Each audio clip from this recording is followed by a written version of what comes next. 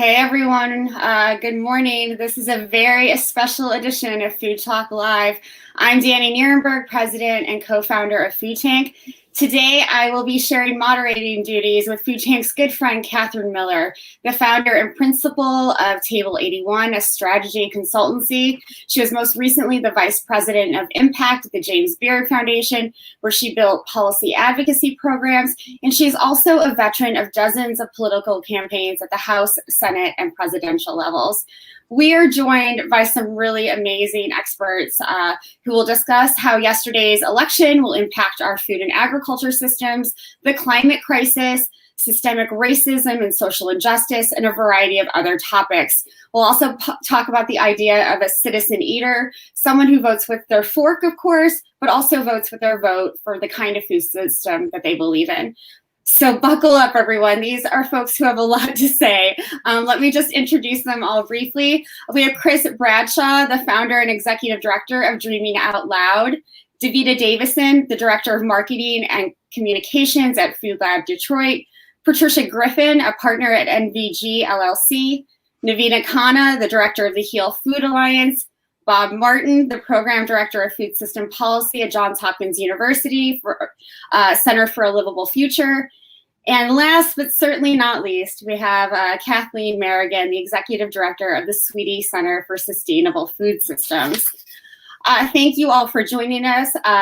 Katherine and I want this to be a frank and really open discussion. Feel free to build on what one another says, interrupt politely when necessary, and have fun. I think there's a lot to talk about. Katherine, before I throw it to you, I just want to check in with everyone. How's everyone doing this morning? Right? How much sleep has everyone gotten? We're still breathing. We're still waiting for where we thought we'd be, Navina, you're the most on brand this morning already. Ready. Count every vote, right? That's what we need right now. Mm-hmm. Yeah.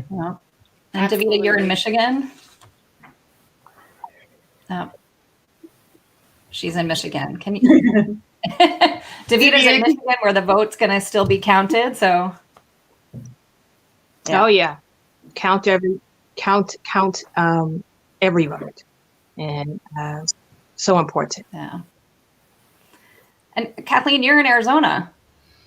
We did our job. Yeah, way to go, Arizona. I saw some footage from the polls already closed in Arizona, and there was like mariachi bands out and food trucks out and DJs out, just like keeping people in line. It's beautiful. Joy to the polls. Yeah. Yeah, it was a great night. We had a great Senate candidate too. Mark Kelly was a real joy to be door knocking for him. He's outstanding candidate, and he goes right in because Martha McSally was a special appointment, so he goes right in. So he'll be voting in the lame duck. We're excited about that. Which is interesting ramifications for any economic recovery that gets pushed through, right? Mm-hmm. Mm-hmm. One of the things that to sleep early. Did you wake up surprised? Oh, I didn't wake up. Didn't even get to bed, huh? Well, I went to bed pretty hopeful, and I woke up, and I'm still optimistic given how the votes are being counted in Pennsylvania, Michigan, and Wisconsin. So I was hoping I'd be a lot stronger, but I'm still pretty optimistic. But Navina's had it exactly right. Count every vote. Yeah. Let's talk about that. I think so many folks were optimistic to see sort of a stronger turnout for Biden. What happened? Well, I think it's premature to say anything about the turnout and how the votes are actually for Biden because so many votes have not been counted, right? So it really did feel like the longest election day of our lives because it was an election season. And I think what we need to remember is that election season didn't end yesterday. We're still in election season. We're still waiting for those votes to be counted. So we're very much yet to see what happens, not only on a presidential level, but also with the Senate and other races down ballot. So what's important now more than ever, just as we do all the time with our food system and think about, integrity in our food system, is to also think about what integrity looks like in our politics, and to really make sure that we're all organizing together to make sure every vote is counted, and that we're defending all the voters who did turn out in record numbers to get their voices heard. Yeah, Navina, I agree with you. I mean, election, I don't even think we should call it election day. Yes, we all vote on November 3rd. I think that's important. It should be a national holiday, by the way. But I think that we should really start to look at the language and how we describe election season, right? Because I do think that early voting, absentee voting is going to be with us. It worked so well for so many people, hence the reason why we're here, folks voting by mail. So we're still in the middle of election season, y'all. The votes are still being counted. But what really happened is folks need to understand that we need to be really connected with our people on the ground. And the reason why I say that is y'all stop listening to posters. The poster industry, like, it's dead to me. Like, right next to weathermen. Like, it is dead, right? along with political analysts, along with media consultants, along with the whole ecosystem. Y'all, organize your people. Like, and that goes along with the food system. We have to decentralize the way we think about voting. And all voting starts on the ground. It starts on the ground. And so we're going to show and improve. We're going to show that in Detroit. When Wayne County and Oakland County come in, Milwaukee's going to show that. When Wisconsin numbers come in, Philly's going to show that. When Pennsylvania's come in, we organized our people. And we're ready. We knew this was going to happen. I ain't scared. I'm not. I'm so glad the world is seeing with even in the midst of a pandemic, with us burying our ancestors who were disproportionately affected by the COVID-19 crisis, Black people organized, and we're ready. So just hold tight, y'all. Be good. Be good. I just want to stress a really important point, and one that I've been grappling with all night and this morning, is this connection to what's really happening on the ground and how distracted we get from who we think should tell us what's happening.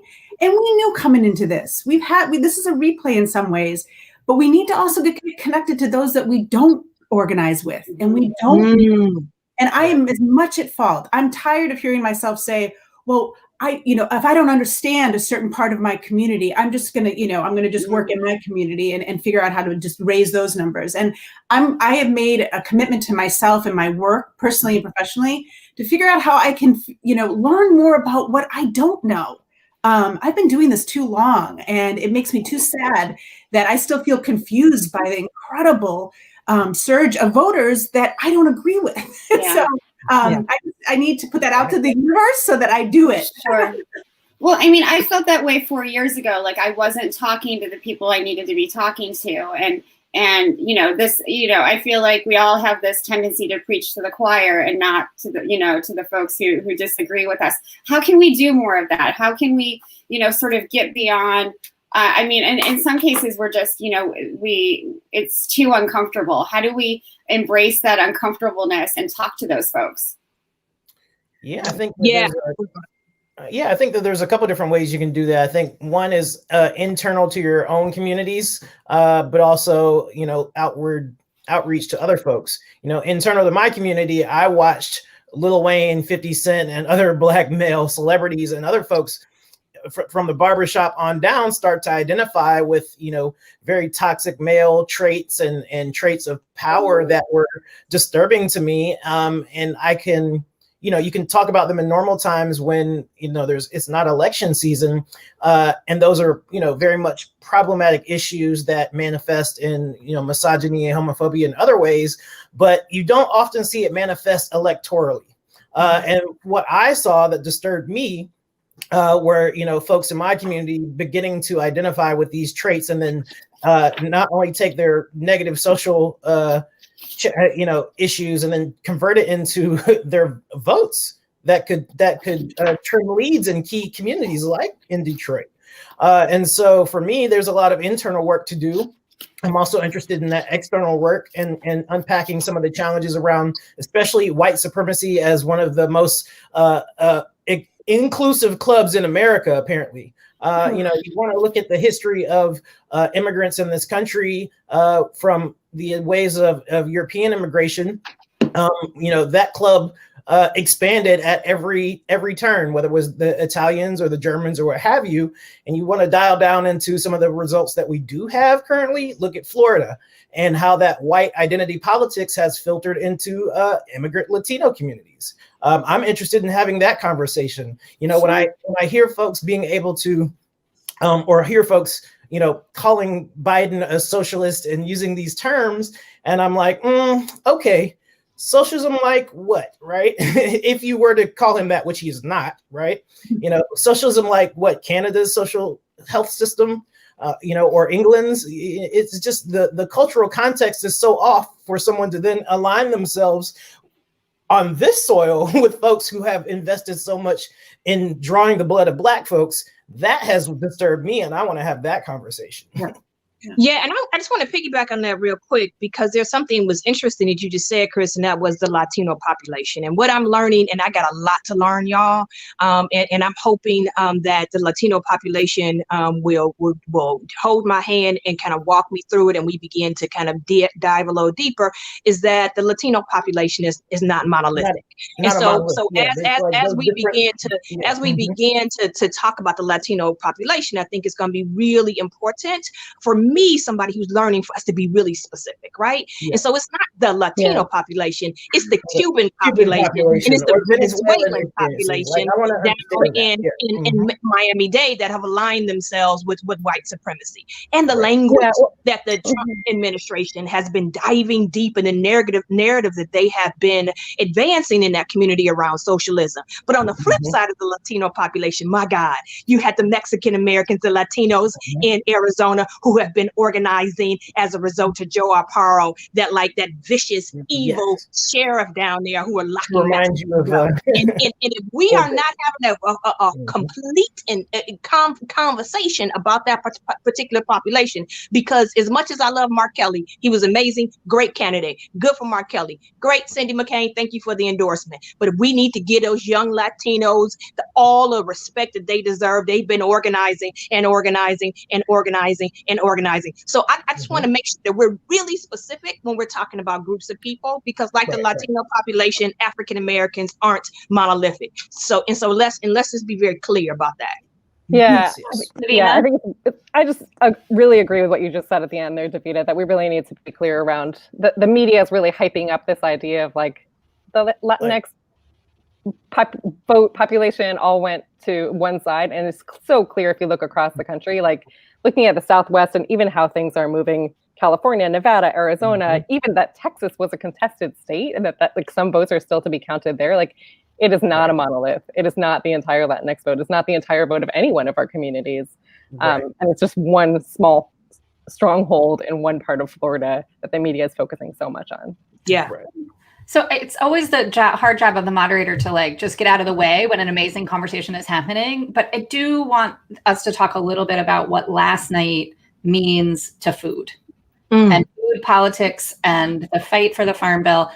We were talking about this in the pre-call, which is that, I think so many food activists and people in the food system were really hopeful about an expanded majority in the Senate, an potential takeover of the Senate by Democrats, a potential expanded majority in the House. And that does not appear to have happened. And so we're going to let every vote get counted, but that does not appear to have happened.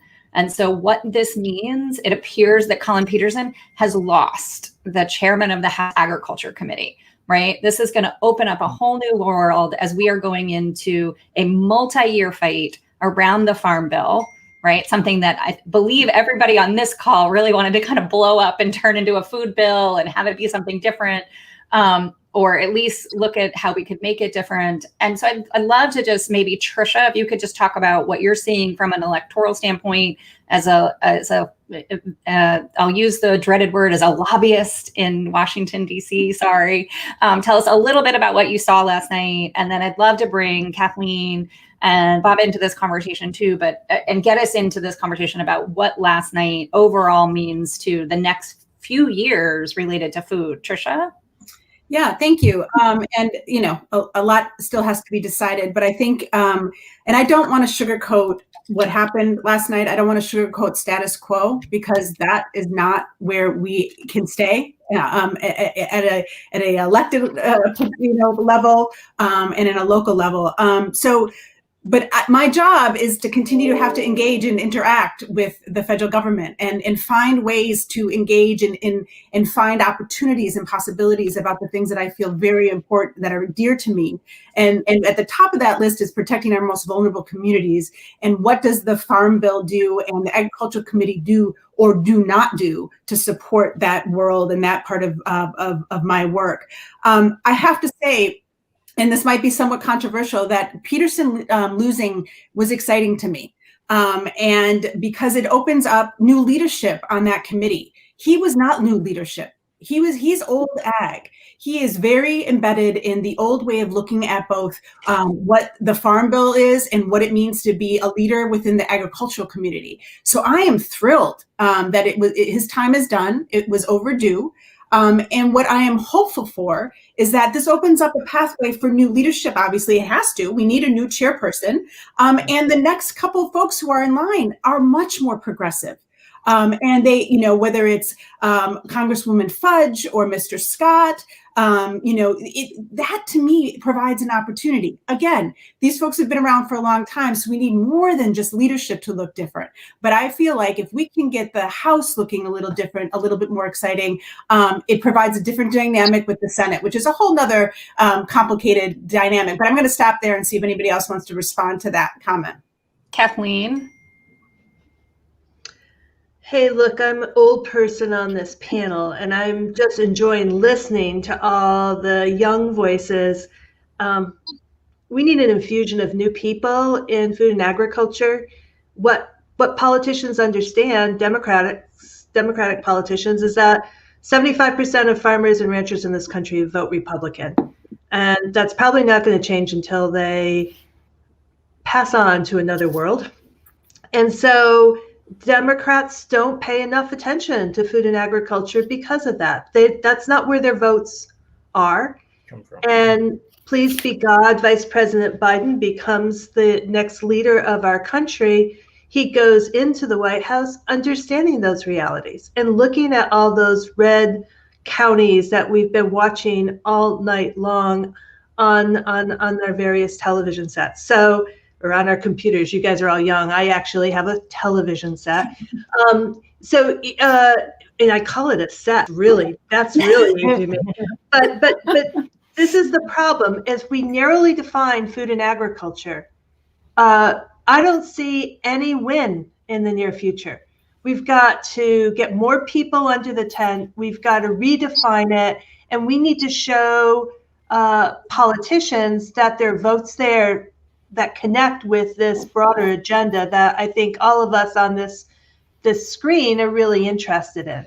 So right now it's a tough morning for me, and I totally agree every vote needs to be counted.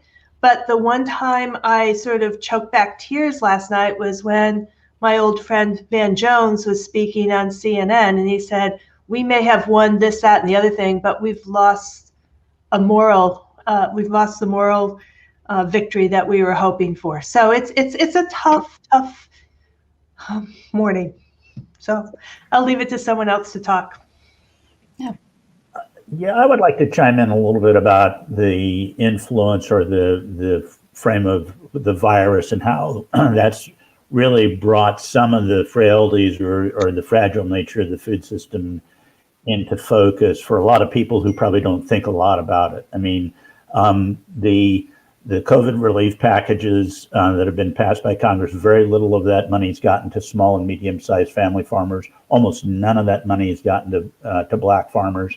And so when we saw that a few slaughter facilities were taken offline by the virus infecting workers who don't have proper access to health care, don't have decent living conditions, that sent ripples up the food system, the industrial animal food system, and led to, slaughtering of 15 to 20 million animals that were buried.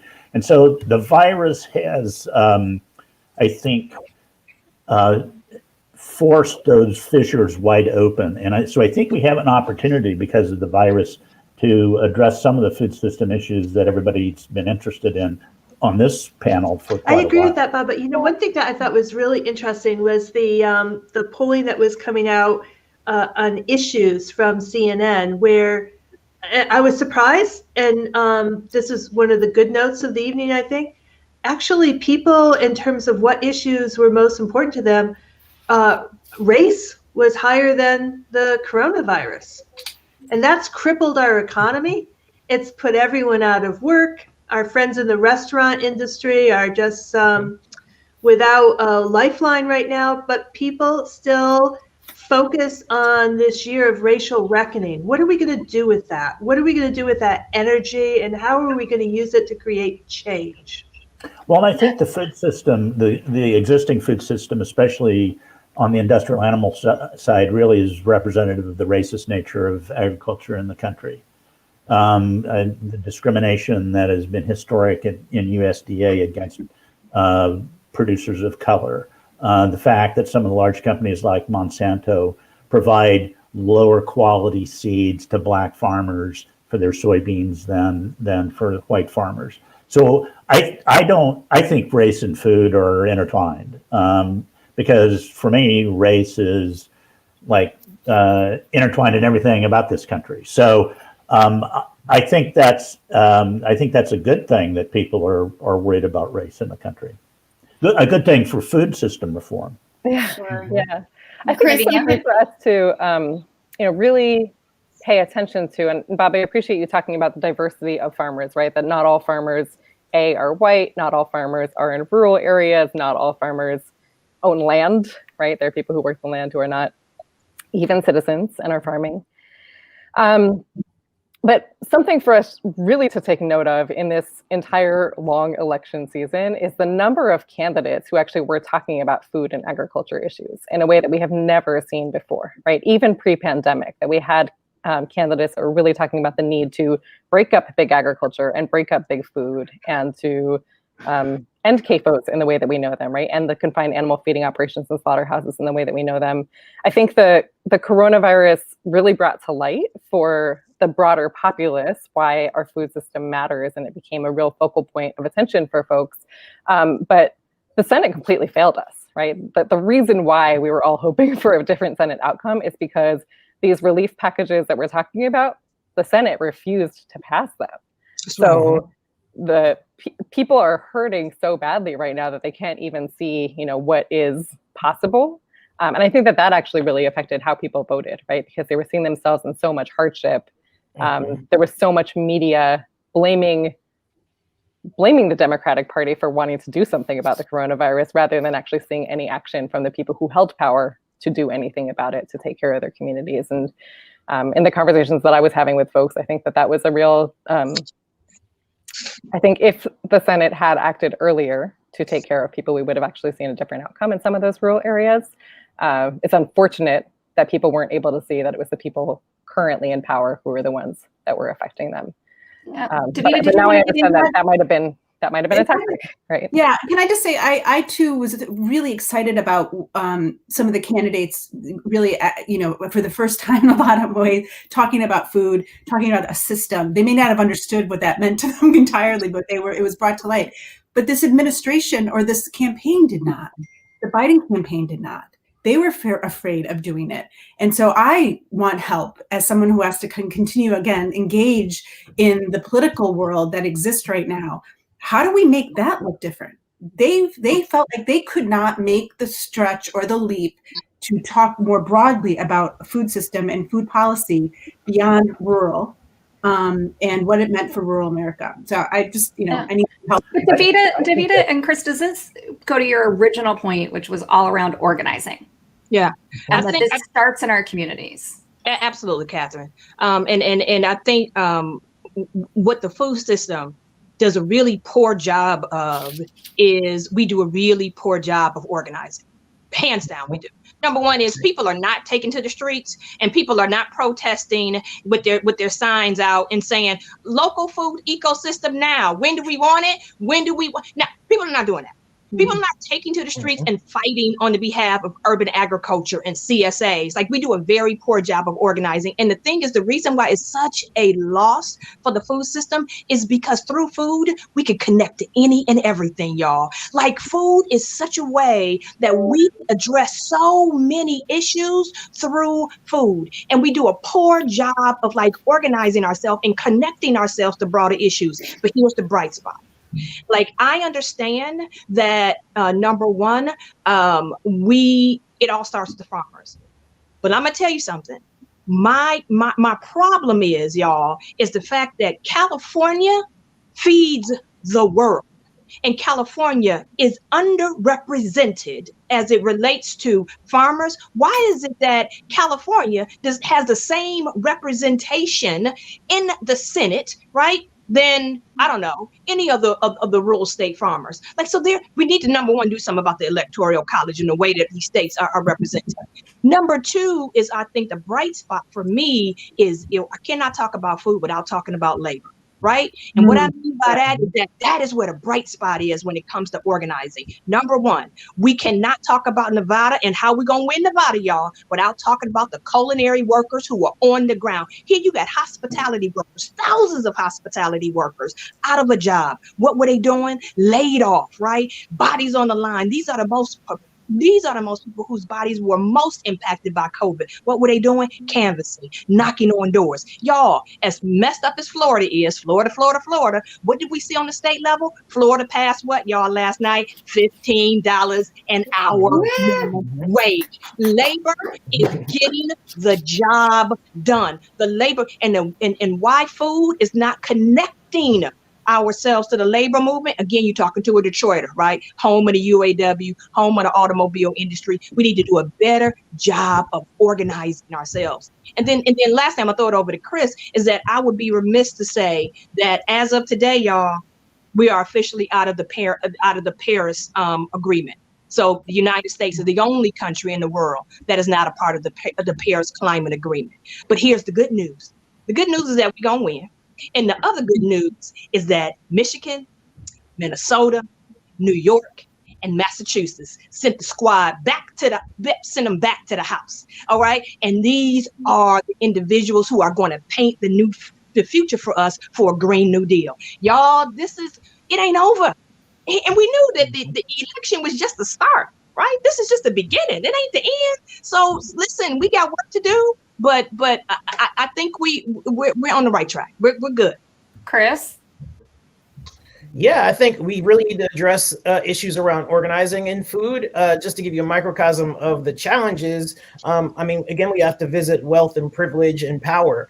If you pass a bill to support brick and mortar restaurants, and we're to take DC as an example, you're going to benefit folks who were able to access the capital to occupy the brick and mortar restaurants, which is going to end up being a bill that benefits mainly white folks because, in this city, Black and Latino folks have less access to the capital to occupy those spaces. And so you're going to pass things that are not reaching folks who make up the majority of food makers, if you're talking about somewhere like the district. And so when you have organizing efforts, oftentimes the smaller folks' voices aren't making it to the decision makers. And so until there's more discussion internal to industries, like restaurants about how folks are able to how decisions are made in terms of organizing and passing relief bills and supports for business, then we're not going to have an equitable outcome because we just haven't framed what's happening internal to the food system in the right way. That's happening every day. Here we continue to have, workers organizing to cancel rent. There's a lot of issues that prevent folks from having the brain space to organize as well. And we have to recognize those things. I think mutual aid networks and ways that have formed on the ground have helped to relieve folks so they can get out and organize. But we have to continue to look at things holistically and continue to move move things towards the supports that support whole human beings, and food is one of those central things. But again, the dynamics and the layers of the onion within the food system are what we have to get at in terms of forming a broader coalition that could have more of a powerful voice. Well, Bob, you've talked a lot about that need to sort of link food with healthcare and all of these other things. Do you want to comment on that? Yeah, I mean, I think Chris and Devita are exactly right, that we have to start looking at as a system, and really that everybody should have the right to healthy food. And if that's in supporting increases in the minimum wage, but organizing fair contracting practices in the poultry industry, then everybody should have the right to healthy food. And I want to say, kind of support something Kathleen said too. I think we're going to see some changes in how politicians relate to food issues because of the new people coming into the system that Kathleen mentioned. Where I work, we do a lot of polling, and our polling shows that depending on the issue, whether it's sustainability in the dietary guidelines or reforming the CAFO system, the public is with us. It's just a politician I used to work for said that politicians see the light when they begin to feel the heat. And I think it's time to start bringing the heat. Yeah. Continue bringing the heat. Continue bringing the heat, right? I think it's important for us to be clear too that our folks have been resisting all of the attacks that have come on our communities, not only for the last 4 years, but for the last 400 years, right? Folks have been resisting. Our people are resilient, and we know that pockets are organized, and we are organizing also across sector and across race and across geography through, for example, my organization, the Heal Food Alliance, right? We're a nascent organization, and our goal really is to build our collective power across those things that tend to divide us, and that the electorate would have us see ourselves as so divided, right? But we know that our struggles are completely interlinked. And we know that just as we're up against corporate control in the food system, we're up against the money that's in politics right now, right? So if we look at, I was so excited about that win in Florida for minimum wage. If we look at what happened in California just now, workers got pretty screwed by Prop 22, right? And Prop 22 is the most expensive ballot measure that has ever existed in California. But the big companies, Uber and Lyft and others, put $200 million in to basically, roll back protections for workers. We also saw that under the cover of this election, while everybody was paying attention to the presidential race in particular, the current administration went ahead and froze wages for farm workers, right? They're basically set into place that for the next decade, farm workers are going to lose their wages, or at least those who are on H-2A visas are going to lose their wages to their employers over this next decade. And the estimate is of something like $1.7 billion that are going to go into the hands of owners versus workers. So yes, we need to count every single vote, because we need a different, we need to defend our folks, defend democracy, make sure that we have representation that is truly who the people voted for. And we're not there yet. We haven't finished that particular fight, and we're going to keep on that fight over the next few weeks. But we also know that regardless of what the outcome was going to be of this election, that one election was not going to be the silver bullet that changed everything for us, right? We've been in this fight for a really long time, and the attacks are going to keep coming on our communities, but we are still here, and we are still organizing together, and we are still building our power together. I would be remiss if I didn't also shout out that our School of Political Leadership, if you want to take leadership in policy around food and agriculture, our School of Political Leadership is taking applications right now. Applications are due in 10 days on November 14th. You can go to our website, healfoodalliance.org, and find out how to apply so that you can actually be one of those people that is organizing campaigns and running for office to transform this food system, because we need that. Can I, Navina? Oh, go ahead. No, after you. I'll go after you. Okay. Yeah, I didn't want to lose her. I got excited when she mentioned it, because I've been studying this I've been keeping my eyes on it. And I was so upset when Prop 22, the proposal 22, not only passed, Navina, but it passed overwhelmingly. right? And as we know, that's the ballot measure that allows gig economy workers like Uber and Lyft to treat those drivers like contract workers instead of employees. And here's to what Bob's point, and we've been talking about, we don't do a good job of connecting the dots. And so not only does this apply to Uber and Lyft, but it also applies to Instacart, like people who drive for Instacart and go pick up groceries, right? Again, connecting it to food. And so here's the thing, Devita, why are you like so focused on this? Because here's two things that I know. Feeding America told us that due to the pandemic, more than 54 million people are experiencing food insecurity right now. 54 million people. Out of those 54 million people, 18 million people are our babies, y'all. These are our children that are experiencing food insecurity. In the state of Georgia, it represents 12.5% of their entire population that's experiencing food insecurity. Why is this so important to me? Because I'm starting to connect the dots. And the thing is that the way that our corporations are controlled, the way that the technology industry is creeping into our food system is that, y'all, just when 2 weeks ago, Instacart, Aldi, and the EBT SNAP payments program, they all formed a coalition. So now Instacart drivers or Instacart shoppers are able to use their EBT and SNAP programs when paying groceries online.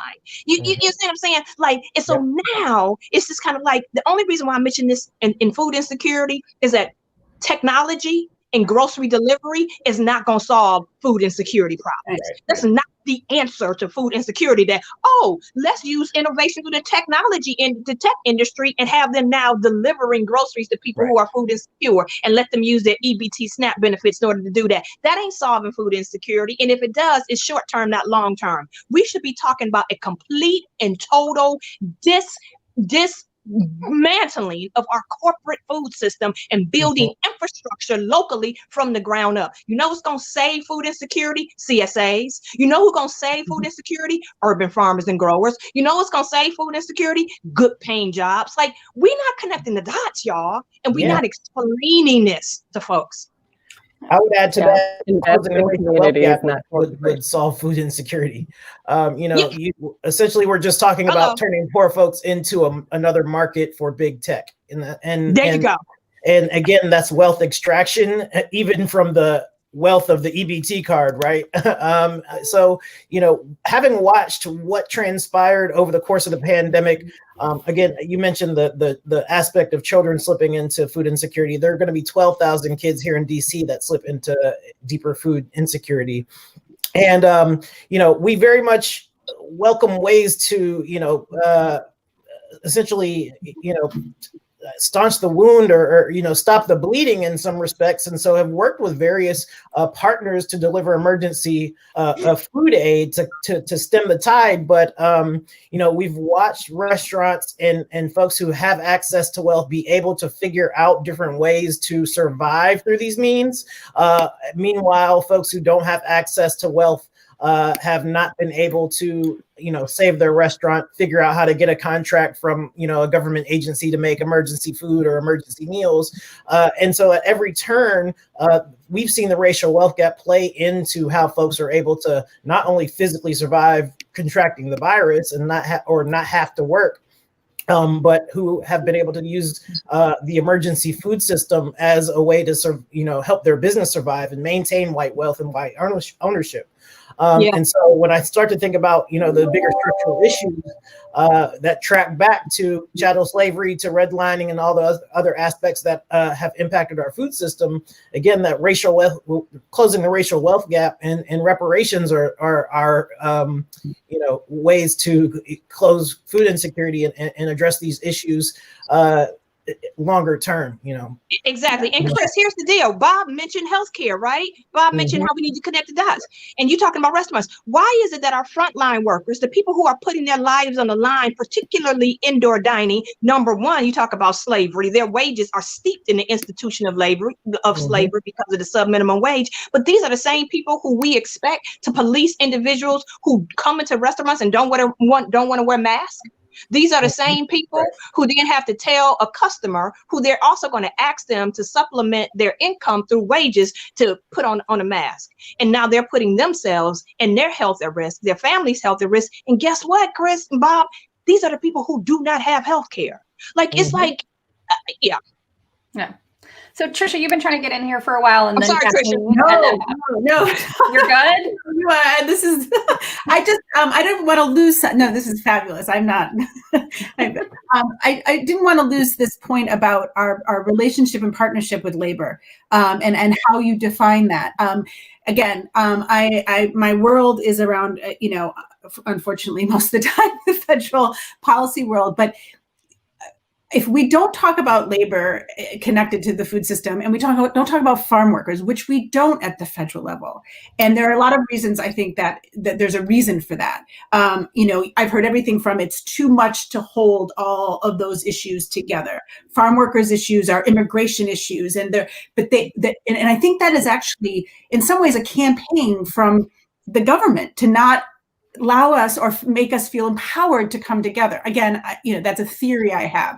But another commitment that I am making, and it didn't matter what happened in this election, is every time somebody wants to talk about how do we organize around the food system, if farm workers and labor are not sitting with me or having a conversation about this, and it's hard, right? Because agriculture has a struggle with certain wage, adaptations they'd have to make. Labor has challenges with a lot of the food folks that I work with. I'm not going to allow that to go further without us figuring it out. And I need your help. So I'd love to hear how you have been doing it, because I know you are doing it on the ground. But here in DC, it's still a major undertaking. You know what? You bring up. Get in here real quick before we tackle that. No. Who did you just call on? Kathleen? Oh, calling me? Well, I just want to say, how do we put all this good energy into action, assuming a Democratic administration? I want to go back in time to the beginning of Obama. We had just suffered a serious recession. We had stimulus bills, and we had a Democratic Senate and a Democratic House for those first 2 years.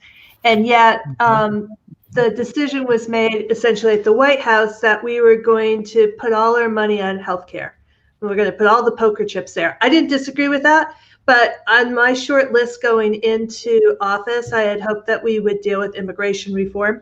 There's no sector of the economy more dependent on undocumented workers. It's criminal. But there were a lot of things that just went by the wayside. So I think we've got to figure out what's most important.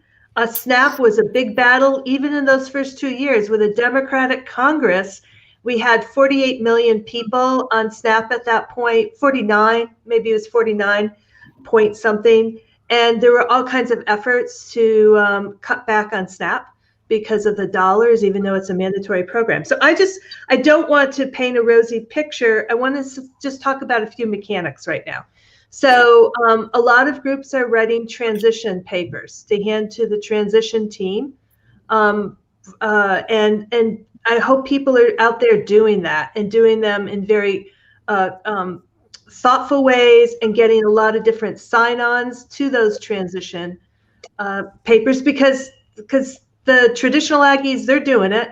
And the Republicans are doing their transition papers, and they're going to send it into the Democratic transition team.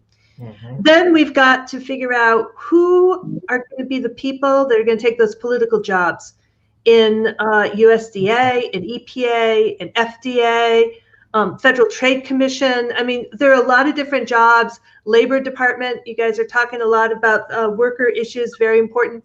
Who's going to be willing to leave where they're at and go and take one of those jobs? Go through the vetting process. It's really important. And those jobs, you have to have a strategy to get those jobs. It's not because you're the best and the brightest necessarily. It's not because one person likes you. You usually need to run a whole campaign. I didn't become deputy secretary by accident. It was something I had been working on. Well, I actually wanted to be an undersecretary. It was accidental that I got kicked upstairs, but I had run a campaign for myself for a couple of months. And so who out there who shares the views around the screen is willing to do that? And then every state in the country has a political appointee in charge of rural development and a political appointee in charge of the Farm Service Agency. A lot of people don't understand that. Those people are wicked powerful, wicked powerful. They decide so much about how those monies are distributed in their state. Every state also has an executive director of the Natural Resource Conservation Service, but those are clear guys. But who are we going to field as candidates for those people? So these are just boring mechanics. I get it. But these are the people who are going to do so much. I live down the road from Navajo Nation. 50,000 people in Navajo Nation do not have running water or electricity. 50,000 homes. USDA can do something about that if we get the right people in those jobs making that a priority. And so here's the thing. How do you connect? I love that how do you connect Navajo Nation to Flint, which is right up the road from me, where our water supply system was poisoned as a result of a governor who just, for the sake of the budget, for the sake of saving money, right, decided to switch a whole city's town off of a water system onto a water system where sewage was running through. Like, how do we connect these dots? Because to Navina's point, like, there are so many more, we share so many more similarities than we do differences. Yeah. Well, the water thing is, sorry, I'll just say this one thing. Yeah. Flint's the canary in the coal mine. I don't know if we use that expression anymore, but essentially we have water system needs across this country, really crumbling infrastructure. And if you're in a poor community, if you're in a rural community, a small town, you just don't have the tax base, even if you give people whopping tax bills to pay for those water systems. So it's a big infrastructure need. Will this next administration come out with an infrastructure bill? The Trump administration had said they were going to go forward, and that didn't happen. We have we had an infrastructure week we had an infrastructure week every time he got into a crisis. So what was that? Every 2 weeks it was like, this is infrastructure week. Like, yeah, really, yeah. But I also look at the Green New Deal, how it's shaped up. There are a lot of missing parts in that Green New Deal that we need to address, because all of us on this screen have connections to those people, and we need to have a broader conversation about what that could look like. Yeah. Yeah, I think that it's just really important for us to just be careful right now, even in the way that we're talking about things. Like, there is so much experience, wisdom, genius, solutions in the communities that we're talking about, right? Whether it's Navajo Nation or Flint or among restaurant workers or whomever.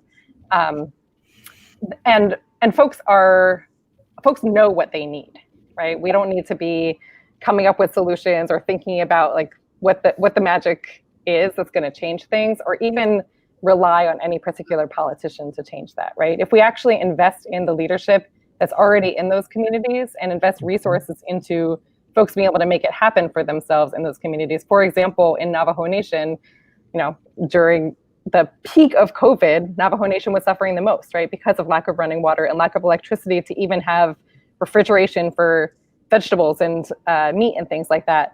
And there are folks in Navajo Nation who have been organizing for years to get solar power in their communities, who have been organizing sheep growers in their own community to have a cooperative of sheep growers. And there are things available to them. They just are not resourced to be able to make that the norm.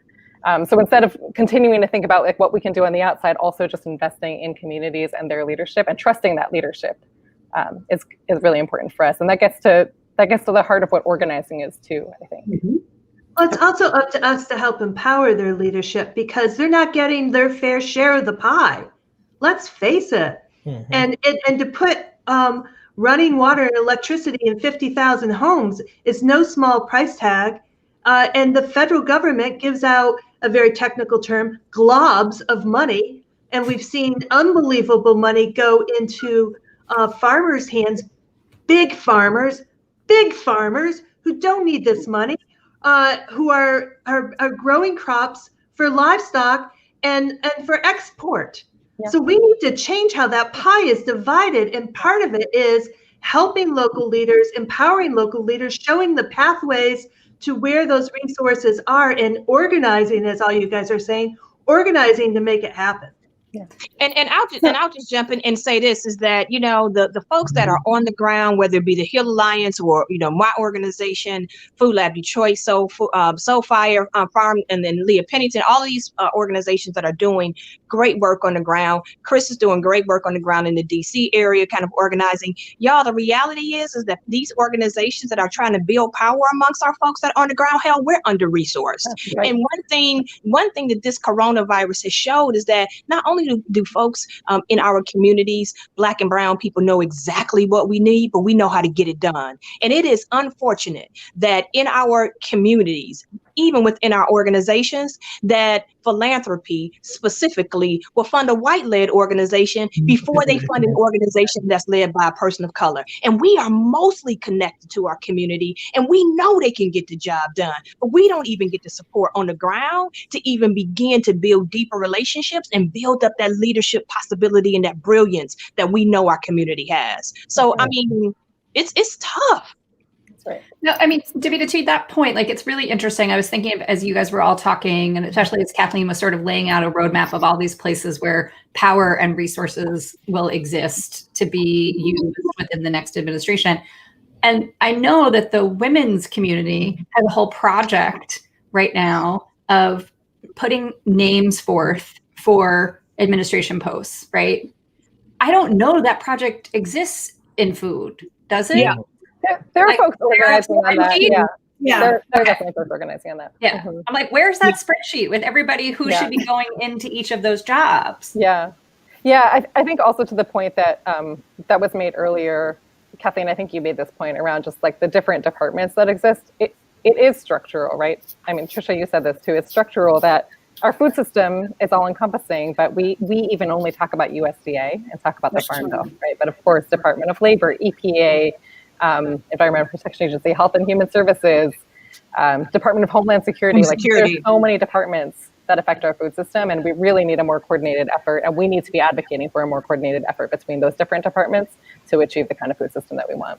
Absolutely. Breaking down those silos is important. We only have a few minutes left, and so I want to make sure everyone can make a final point.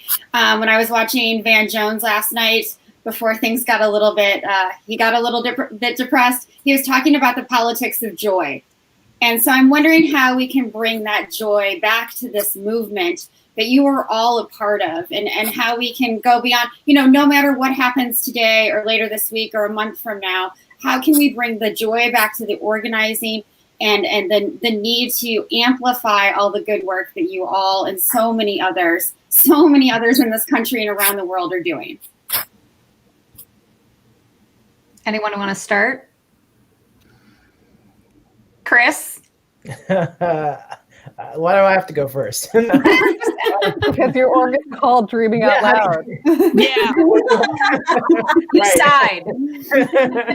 That's the name nominated me. I think the politics of joy, you have to find that in the work that you do and the folks that you're around every day. We are on the ground, providing opportunities for farmers and Black food makers to make food for the community. We're on the ground in neighborhoods day to day. And so folks will tell us, thank you and to keep fighting. And so I find joy in that, that will refuel you, to know that it makes a difference, makes you a little bit more heartened every day. And so I kind of find those pieces and remember those things when I am challenged with what is happening in the bigger picture. I just have to remind myself that that arc bends towards justice at the end of the day, and that there's a saying my grandmother always says, it's not as long as it has been, and so just want to keep fighting that way. Great, Navina. Sure. I don't want to sugarcoat anything right now. I don't want to pretend that we're not like in the fight of our lives right now. Like it is up to us. We can't be dismissive about this. It is up to us to make sure that every single vote is counted right now and that our people are taking action. And there is a role for everyone in that, right? There is a role for music makers in that. There's a role for people who make food in that. There is a role for people who can take to the streets. There is a role for people who take legal action. There's a role for everybody in making sure that we hold this fight and we can bring our joy and our love and our relationships to this fight. But we need everybody to plug in right now to defend our right to vote, defend the votes, and take action together right now. There are places you can go, like the Protect the Results Coalition and others who are already activating people and are ready to mobilize on a local level, a state level, to make sure that we are defending everybody's right to vote, the right that has been fought for so long. And so many communities have been excluded from. We know we need to completely transform the system, but right now, in this moment, we bring our joy, our relationships, our love, and passion to this fight right now to defend ourselves. Great. Patricia? I didn't want to do this today. I was having a hard time. I was an organizer for about 15, 17 years, and you allowed me to reconnect to why I do my work and why I needed to do this panel, because I have a lot more work to do, but I need to stay I need to continue to go to my touchstone, which are the people who are on the front line doing the real work, to inform me and to be my allies in this as I take on the role that I've decided to take on in increasing access to power. So thank you. Thank you. Devita? Yeah, it's really hard right now for me to be joyful. But what I will say is that it brings me joy every single day, that I'm very clear that I am a part of a long legacy toward the fight, Black liberation and freedom. And because I was born and raised and steeped in the Black liberation movement, what I do know and what I do find joy in, y'all, is speaking truth to power. Because what James Baldwin tells us at this particular moment, he says the messiness of the world is a direct reflection of the lies and the dishonesty that we tell ourselves. And I'm sorry, but white folks keep telling yourselves lies and dishonesty. Talking about this is not who we are as a country. This is exactly who we are as a country. Yes, it is. And when you all stop lying to yourselves and start realizing that this is who we are, then maybe that we can move forward. And so my joy really comes in speaking this truth to power. And the fact of the matter is, if you really want to know how we move forward as a country, is that white folks are going to have to let go of the white supremacist ideology. This myth that there is some sense of human valuation, and if there was such a thing, white people would be living at the top of it. Because what this leads to, self-entitlement, the dehumanization of people, particularly people who look like me. But when all this is, it had nothing to do with white anxiety. What this has to do with is the fearing of the browning of America. And if we can speak that truth, and if we can get through that, that'll bring me joy. Thank you, Davita. Bob? Well, I think connecting with everybody on this call is an example of, I think, what we need to do. I mean, I think we need to collaborate and work together, and I'm still optimistic that that we'll have a new administration and it'll give us new opportunities to work together. One of the things the Center for Livable Future does is advises the food policy councils around the country in the U.S. and Canada, and I think whether they're a community, a county, or a state, it's been focused on equity and sharing power and developing local food, whether it's in the urban setting or like in Baltimore, working with Dr. Heber Brown and the Black community and the Black churches in the community. So I think my joy is getting to listen to so many smart people on a call like this. Thanks so much, Bob. Kathleen? So my joy will be when people who are listening to this broadcast decide they're going to become state directors of rural development or state directors of the Farm Service Agency. And the way you do that is the Democratic congressional delegation, you say, all have to write letters to the Biden administration. Those are powerful jobs. Take them. BIPOC community, take them, get those jobs. That will bring me joy. Awesome. Katherine, do you want to comment as well? My joy is going to be when we stop depending on top-down leadership and build our leadership from the communities. That's what gives me joy every day, is working within these communities, learning from these leaders. And I mean, something like today, I didn't want to do it either. At one point last night at like 1 o'clock in the morning, I was like, no. But you know, we could see the bleakness here, or we can see the opportunity. And the opportunity, no matter what, is that we can actually lead our country from within our communities and listening to community-based leadership. And that brings me joy. And seeing all these faces, I mean, Kathleen and Bob and Chris and Navina and Patricia and Devita, like, thank you so, so much. It was powerful to hear you. It was, and we hear you all. And it's always an opportunity to learn from you. And I can't thank you enough for doing this today. Yeah, thank you so much. I want to thank Katherine. This is actually her idea, even though she's now telling me she didn't want to do it, but I'm so glad she did. This broadcast will be available on Food Tank's podcast, Food Talk with Danny Nierenberg. So please subscribe wherever you listen to podcasts. Thank you all for joining us, and keep up the good fight. Thank you all for what you do.